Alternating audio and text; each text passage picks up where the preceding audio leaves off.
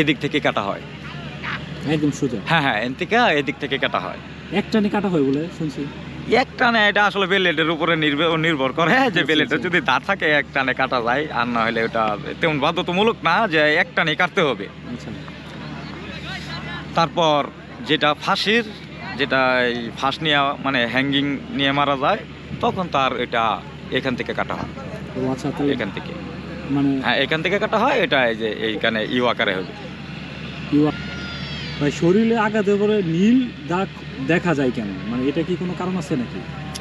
নীল দাগ, এটা আসলে নীল দাগ বলতে কিছু নেই। আপনার শরীর থেকে যখন রক্ত বের হবে তখন লাল হবে, যখন মাটিতে দীর্ঘক্ষণ সময় যাবে তখন দেখবেন একটু কালা কালা হবে। আচ্ছা। ঠিক আছে, তখন একটা ব্যক্তি যখন মারা যায় তার শরীরে যখন রক্তগুলো জমাট হয়ে যায়, তখন এটা দেখা গেছে শরীরে তার চামড়া অনুযায়ী বোঝা যায় যে আসলে রক্তটা কি। তখন মানুষের রগের ভিতরে যখন রক্তটা গরম থাকে তখনই লাল থাকে, আর যখন স্তব্ধ হয়ে যায়, তার রক্ত সঞ্চালন বন্ধ হয়ে যায়, তখন দেখবেন সেটা জমাট বেঁধে ওই ভিতরে কালো হয়ে যেতেছে। কিন্তু যদি ফর্সা থাকে তাহলে দেখা যাবে শরীরের ভিতর থেকে সেটা নীল দেখা যেতেছে। আচ্ছা আচ্ছা, ঠিক আছে ভাই। মানে মৃতদেহের আপনার নখ, চুল, দাঁত এগুলা তো পরীক্ষা করা হয়, এটা হ্যাঁ। আসলে কেন পরীক্ষা করা হয়? এটা দেখা গেছে এটা শুধু একটা ক্ষেত্রেই ব্যবহার করা হয়, সেটা হচ্ছে ডিএনএ। কারণ একটা অজ্ঞাত ব্যক্তির লাশ যদি আমরা পাই, তখন দেখা গেছে এটা দীর্ঘদিন থাকা অবস্থায় তার কিন্তু শনাক্ত হইতেছে না, তার আত্মীয় স্বজন খুঁজে পাওয়া যাচ্ছে না।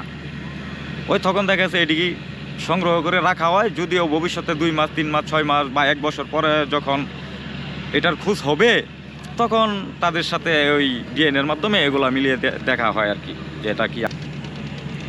আর ভাই মানে কাটার তো দুইটা পদ্ধতি না, এই একটা দেখলাম ওয়াই পদ্ধতি, মানে আপনার এটা কাটা, হ্যাঁ আপনার একটা ভিডিওতে আমি বলছিলাম যে কাটার 2টা পদ্ধতি হচ্ছে গিয়ে এরা।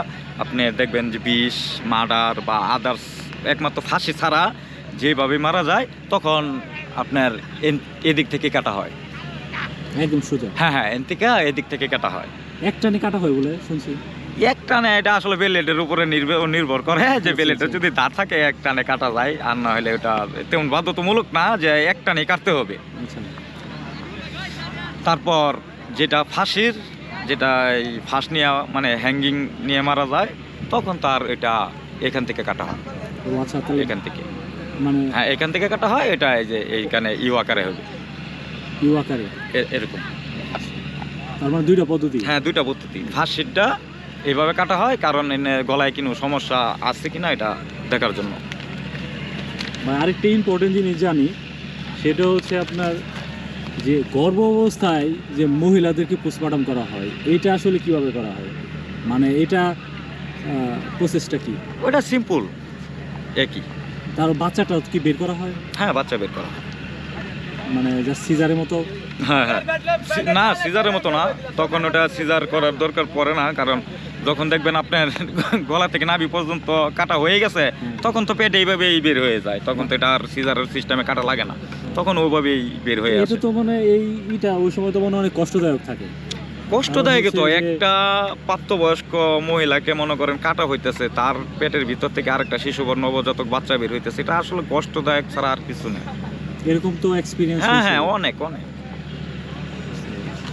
হ্যাঁ সরকারিভাবে আমাকে এই বেতন ভাতা দিয়ে, বা আমি সরকারি কোনো কর্মকর্তা না যা বাধ্যতামূলক আমার 40 বছর থাকতে হইব বা 30 বছর থাকতে হইব, সেটা আমার মনের ইচ্ছা। কিন্তু মানে আলামিন ভাই, এই যে মনে করেন সবসময় পচা লাশগুলো আপনি করেন, টানাটানি করেন, করেন, কিন্তু এটা তো মানে হয়তো নিজের কাছে খারাপ লাগে।